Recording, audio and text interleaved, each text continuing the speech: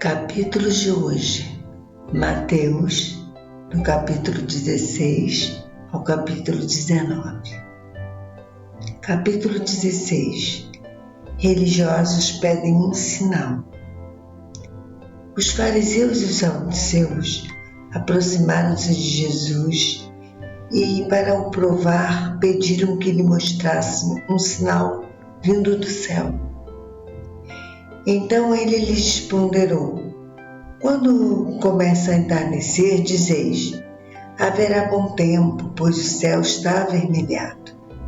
Ou pela manhã dizeis: hoje haverá tempestade, porque o céu está de um vermelho nublado. Sabeis com certeza discernir os aspectos do céu, mas não podeis interpretar os sinais dos tempos?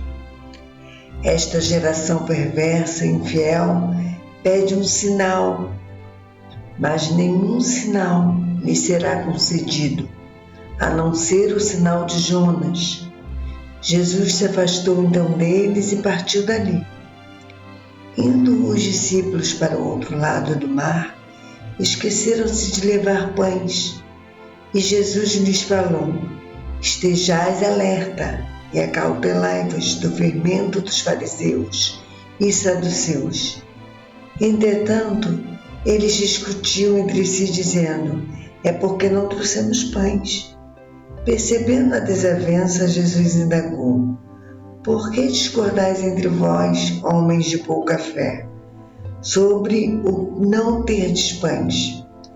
Não compreendeis até agora?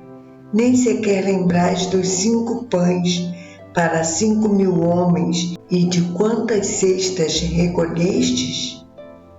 Nem os 7 pães para aqueles outros 4.000 e de quantos cestos recolhestes? Como não entendeis que não vos falava a respeito de pães? E sim, tende, pois, cuidado com o fermento dos fariseus e saduceus. Compreenderam então que não lhes dissera que se guardassem do fermento dos pães, mas que se acautelassem da doutrina dos fariseus e saduceus. Quando Jesus chegou à região de Cesareia de Filipe, consultou os seus discípulos: quem as pessoas dizem que o Filho do Homem é? E eles responderam: alguns dizem que é João Batista, outros Elias, e ainda há quem diga Jeremias ou um dos profetas. Então Jesus interpelou: mas vós, quem dizeis que eu sou? E Simão Pedro respondeu: tu és o Cristo, o Filho do Deus vivo. Ao que Jesus lhe afirmou: abençoado és tu, Simão, filho de Jonas, pois isso não foi revelado a ti por carne ou sangue, mas pelo meu Pai que está nos céus. Da mesma maneira eu te digo que tu és Pedro, e sobre esta pedra edificarei a minha igreja, e as portas do Hades não prevalecerão contra ela. Eu darei a ti as chaves do reino dos céus. O que ligares na terra haverá sido ligado nos céus, e o que desligares na terra haverá sido desligado nos céus. E então ordenou os discípulos que a ninguém dissessem ser ele o Cristo. A partir daquele momento, Jesus começou a explicar aos seus discípulos que era necessário que ele fosse para Jerusalém e sofresse muitas injustiças nas mãos dos anciãos, dos chefes dos sacerdotes e dos escribas, para então ser morto e ressuscitar ao terceiro dia. Pedro, porém, chamando-o à parte, começou a admoestá-lo, dizendo: Deus, seja gracioso contigo, Senhor. De modo algum isso jamais te acontecerá. E virando-se Jesus, repreendeu a Pedro: para trás de mim, Satanás, tu és uma pedra de tropeço, uma cilada para mim, pois tua atitude não reflete a Deus, mas sim os homens. Então Jesus declarou aos seus discípulos: Se alguém deseja seguir-me, negue-se a si mesmo, tome a sua cruz e me acompanhe. Porquanto, quem quiser salvar a sua vida, a perderá, mas quem perder a sua vida, por minha causa, encontrará a verdadeira vida. Pois que lucro terá uma pessoa se ganhar o mundo inteiro, mas perder a sua alma? Ou o que pode dar o ser humano em troca da sua alma? Mas o Filho do Homem virá na glória de seu Pai, com os seus anjos, e então recompensará cada um de acordo com as suas obras.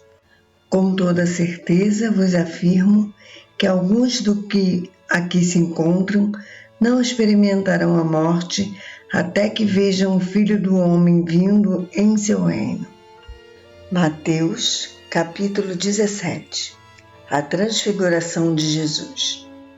Passados 6 dias, Jesus tomou consigo Pedro, Tiago e João, irmão de Tiago, e os levou em particular a um alto monte.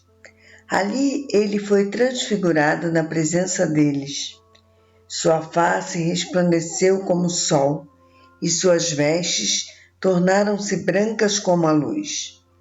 De repente, surgiram à sua frente Moisés e Elias, conversando com Jesus. Expressando-se, Pedro disse a Jesus: Senhor, é bom estarmos aqui. Se desejares, farei aqui 3 tendas, uma para ti, uma para Moisés e outra para Elias. Enquanto ele ainda estava falando, uma nuvem resplandecente os envolveu, e dela emanou uma voz dizendo: Este é o meu Filho amado, em quem me regozijo. A ele atendei. Ao ouvirem isso, os discípulos prostraram-se com o rosto em terra e ficaram atemorizados. Então Jesus, aproximando-se deles, tocou-os e disse: Levantai-vos e não temais. Ao erguer os olhos, a ninguém mais viram, senão somente a Jesus. Enquanto desciam do monte, Jesus lhes ordenou: A ninguém conteis a visão que tiveste, até que o Filho do Homem ressuscite dentre os mortos. E os discípulos lhe perguntaram: Então, por que os escribas ensinam que é preciso que Elias venha primeiro? Ao que Jesus lhes respondeu: Elias com certeza vem e restaurará todas as coisas. Eu, todavia, vos afirmo: Elias já veio, mas eles não o conheceram e fizeram com ele tudo quanto desejaram. Da mesma forma, o Filho do Homem irá sofrer nas mãos deles. Os discípulos entenderam, então, que era a respeito de João Batista que ele havia falado. Ao chegar onde se reunia a multidão, um homem aproximou-se de Jesus, ajoelhou-se diante dele e clamou: Senhor, compadece-te do meu filho, pois tem sofrido horrivelmente com ataques epiléticos. Muitas vezes cai no fogo e outras tantas na água. Apresentei-os aos teus discípulos, mas eles não conseguiram curá-lo. Então Jesus exclamou: Ó geração sem fé e perversa, até quando estarei convosco? Até quando vos terei de suportar? Trazei-me aqui o menino. E Jesus repreendeu o demônio. Este saiu do menino, que daquele momento em diante ficou são. Então os discípulos chegaram-se a Jesus e, em particular, lhe perguntaram: Por qual motivo não nos foi possível expulsá-lo? E ele respondeu: Por causa da pequenez da vossa fé. Pois com toda certeza vos afirmo que, se tiverdes fé do tamanho de um grão de mostarda, direis a este monte: Passa daqui para acolá, e ele passará, e nada vos será impossível. Contudo, essa espécie só se expele por meio de oração e jejum. Ao se reunirem na Galileia, compartilhou com eles, dizendo: o Filho do Homem está prestes a ser entregue nas mãos dos homens. Eles o matarão, mas no terceiro dia ele será ressuscitado. Então profunda tristeza abalou os discípulos. Quando Jesus e seus discípulos chegaram a Cafarnaum, os cobradores do imposto de 2 dracmas abordaram a Pedro e questionaram: o vosso mestre não paga o imposto das 2 dracmas ao templo? Sim, paga, respondeu Pedro. Mas quando ele entrou em casa, Jesus se antecipou e perguntou-lhe primeiro: Simão, qual a tua opinião? De quem cobram os reis da terra impostos e tributos? Dos seus filhos ou dos estranhos? Dos estranhos, respondeu Pedro. Ao que Jesus concluiu: logo estão os filhos livres dessa obrigação. Entretanto, para que não os escandalizemos, vai ao mar, lança o anzol, e o primeiro peixe que fisgar, tira-o, e abrindo-lhe a boca, acharás um estáter. Retira aquela moeda e entregue a eles para pagar o meu imposto e o teu também. Capítulo 18. Quem é o maior no reino? Naquele momento, os discípulos aproximaram-se de Jesus e perguntaram: quem é o maior no reino dos céus?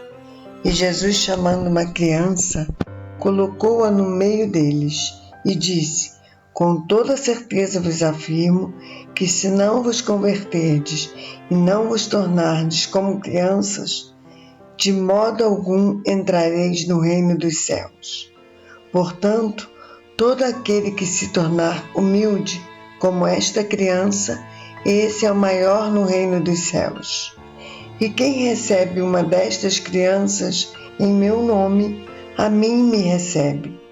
Entretanto, se alguém fizer tropeçar um destes pequeninos que crê em mim, melhor lhe seria amarrar uma pedra de moinho no pescoço e se afogar nas profundezas do mar. Ai do mundo por causa das suas ciladas! É inevitável que tais ofensas ocorram, mas infeliz da pessoa por meio da qual elas acontecem. Sendo assim, se a tua mão ou o teu pé te fizerem cair em pecado, corta-os e lança-os fora de ti, pois melhor é entrares na vida mutilado ou aleijado do que tendo as 2 mãos ou os 2 pés seres atirado no fogo eterno. Se um dos teus olhos te faz pecar, arranca-o e lança-o fora de ti, pois melhor é entrares na vida com um olho só, do que tendo os 2 seres lançado no fogo do inferno. Tende todo cuidado para que não desprezeis a qualquer destes pequeninos, pois eu vos asseguro que seus anjos nos céus veem continuamente a face de meu Pai celestial. Porque o Filho do Homem veio para salvar o que se havia perdido. Que opinião tens? Se um homem tiver 100 ovelhas e uma delas se desgarrar, não deixará ele as 99 nos montes, indo procurar a que se perdeu? E se conseguir encontrá-la, com toda certeza vos afirmo que maior contentamento sentirá por causa desta do que pelas 99 que não se extraviaram. Da mesma maneira, vosso Pai que está nos céus não deseja que qualquer desses pequeninos se perca. Se teu irmão pecar contra ti, vai e, em particular com ele, conversem sobre a falta que cometeu. Se ele te der ouvidos, ganhaste a teu irmão. Porém, se ele não te der atenção, leva contigo mais 1 ou 2 pessoas, para que pelo depoimento de 2 ou 3 testemunhas, qualquer acusação seja confirmada. Contudo, se ele se recusar a considerá-los, dirige-o à igreja. Então, se ele se negar também a ouvir a igreja, trata-o como pagão ou publicano. Com toda certeza vos asseguro porque tudo o que ligardes na terra terá sido ligado no céu, e tudo o que desligardes na terra terá sido desligado no céu. Uma vez mais vos asseguro que se 2 dentre vós concordarem na terra em qualquer assunto sobre o qual pedirem, isto lhes será feito por meu Pai que está nos céus. Porquanto, onde se reunirem 2 ou 3 em meu nome, ali eu estarei no meio deles. Então Pedro chegou perto de Jesus e lhe perguntou: Senhor, até quantas vezes meu irmão pecará contra mim, que eu tenha de perdoá-lo? Até 7 vezes? E Jesus lhe respondeu: Não te direi até 7 vezes, mas sim até 70 vezes 7. Portanto, o reino dos céus pode ser comparado a certo rei que decidiu acertar contas com seus servos. Quando teve início o acerto, foi trazido à sua presença um que lhe devia 10.000 talentos. Porém, não tendo o devedor como saldar tal importância, ordenou o seu senhor que fosse vendido ele, sua mulher, seus filhos e tudo quanto possuía, para que a dívida fosse paga. O servo então, com toda a reverência, prostrou-se diante do rei e lhe implorou: Sê paciente comigo e tudo te pagarei. E o senhor daquele servo teve compaixão dele, perdoou-lhe a dívida e o deixou ir embora livre. Entretanto, saindo aquele servo, encontrou um dos seus conservos, que lhe estava devendo 100 denários. Agarrou-o e começou a sufocá-lo, esbravejando: Paga-me o que me deves. Então seu conservo, caindo-lhe aos pés, lhe suplicava: Sê paciente comigo e tudo te pagarei. Mas ele não queria acordo. Ao contrário, foi e mandou lançar seu conservo devedor na prisão, até que toda a dívida fosse saldada. Quando os demais conservos, companheiros dele, viram o que havia ocorrido, ficaram indignados e foram contar ao rei tudo o que acontecera. Então o rei, chamando aquele servo, lhe disse: Servo perverso, perdoei-te de toda aquela dívida, atendendo às tuas súplicas. Não devias tu, da mesma maneira, compadecer-te do teu conservo, assim como eu me compadeci de ti? E sentindo-se insultado, o rei entregou aquele servo impiedoso aos carrascos, até que lhe pagasse toda a dívida. Assim também meu Pai Celestial vos fará, a cada um, se de todo o coração não perdoardes, cada um a seu irmão. Mateus, capítulo 19. Casamento e divórcio. E aconteceu que, concluindo Jesus essas palavras, partiu da Galiléia e dirigiu-se para a região da Judéia, no outro lado do Jordão. Grandes multidões o seguiam e a todos curava ali. Alguns fariseus também chegaram até ele e, para prová-lo, questionaram-lhe: É lícito o marido se divorciar da sua esposa por qualquer motivo?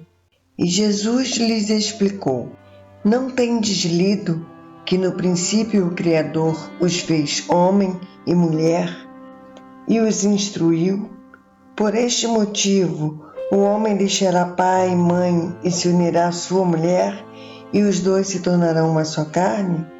Sendo assim, eles já não são dois, mas sim uma só carne.